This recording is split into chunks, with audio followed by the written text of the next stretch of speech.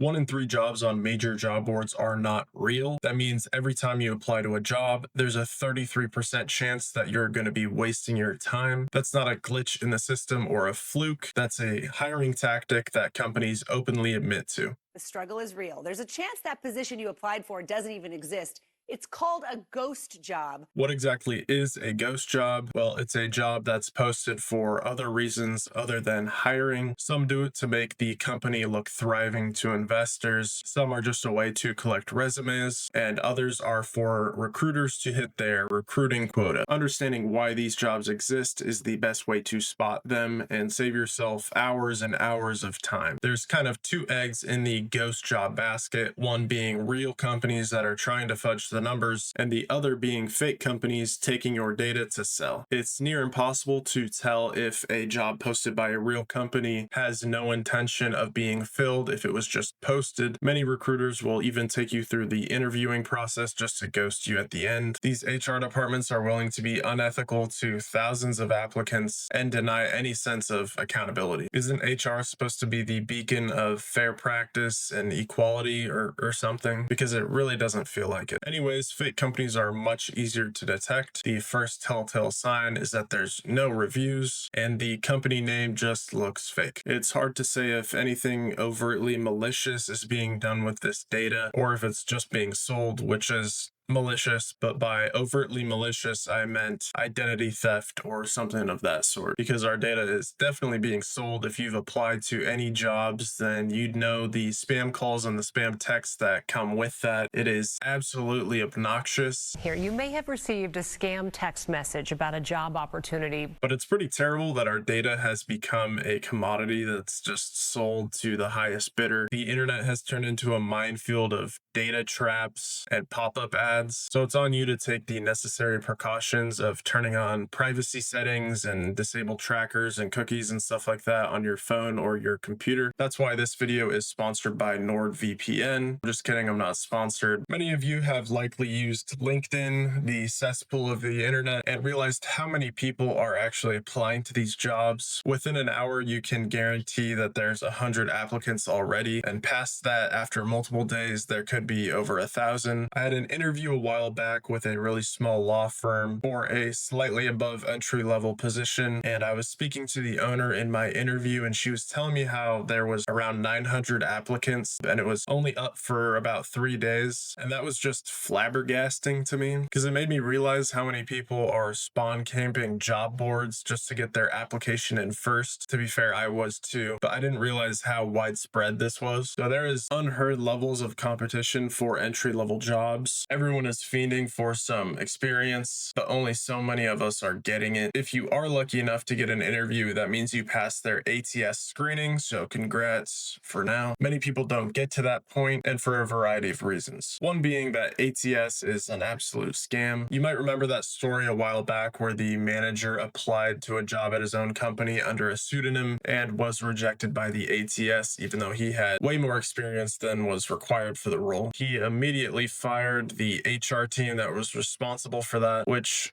good on him for it. These errors are just unacceptable, and ATS software should have constant upkeep and oversight and supervision to prevent stuff like that. It's kind of like playing roulette at this point, throwing all your chips on green. ATS looks for keywords, years of experience, and other arbitrary rules. You basically have to SEO optimize your resume to have a chance. For example, if you put for experience HR 3.9 years instead of human resources 4 years, you could possibly be tossed aside. That's a really crude example, but you understand what I'm getting at here. So make sure to cover all your bases on your resume to prevent this funny business from affecting you. Have you ever seen a job posting that looks like it was written for 5 people? That's the unicorn candidate problem that's occurring right now. Employers would list out everything they could possibly want in this candidate, all for the high price of $40,000 a year. But the reality is, as most of us know, is that most of those requirements are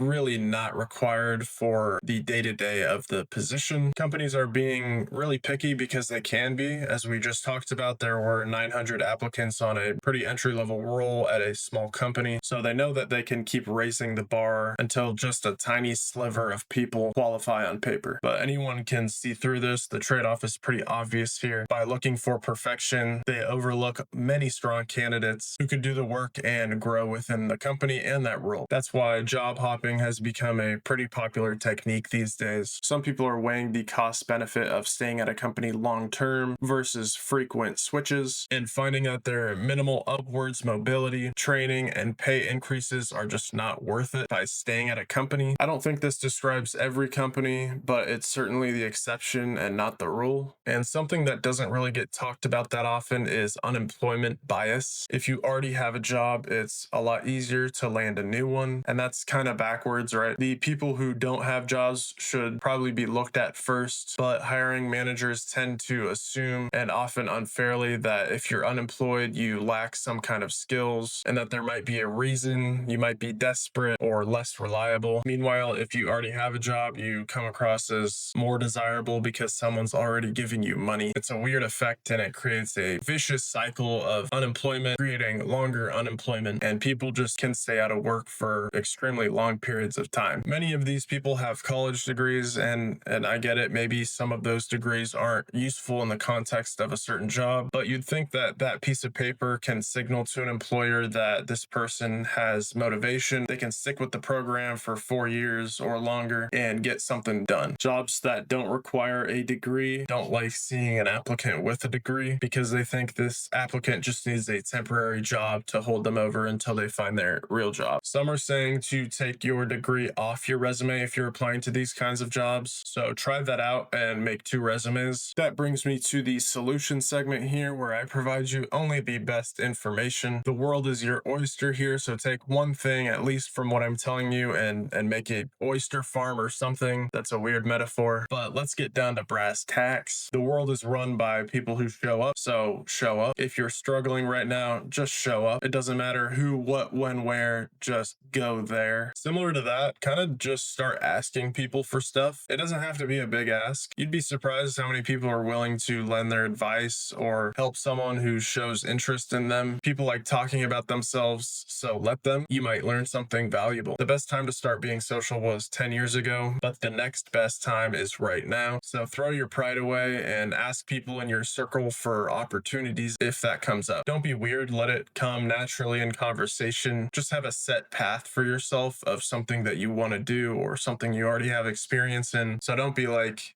hey Jerry, do you have any jobs whatsoever for me? Be like, hey Jerry, next time you need an accountant, let me know. Just kind of like naturally slid into the conversation. I know that advice didn't really relate to ghost jobs specifically, but it's some general techniques to avoid even having to apply in the first place. But let's speed run through these. They're all kind of simple. If you're applying on Indeed or LinkedIn or something, don't apply to a job that has no reviews. The review-less companies are likely fake. In the off chance they're real, just go to their website. Avoid spamming, just the easy apply. Do it on their website as well. That's kind of just a general rule of thumb, is to just go to their website, go on Google Maps and click on 20 companies in your area and apply through their portal. Sometimes a business won't post their job on a third-party platform, so the candidate pool is exponentially smaller for those jobs. Find small companies in your area that don't even have the job portal and email them a small elevator pitch. Tailor it to them, but have kind of a general outline that you can send to anybody. If there are multiple niches that you're applying to, make a resume for each niche and only highlight the achievements and skills that are relevant to those niches.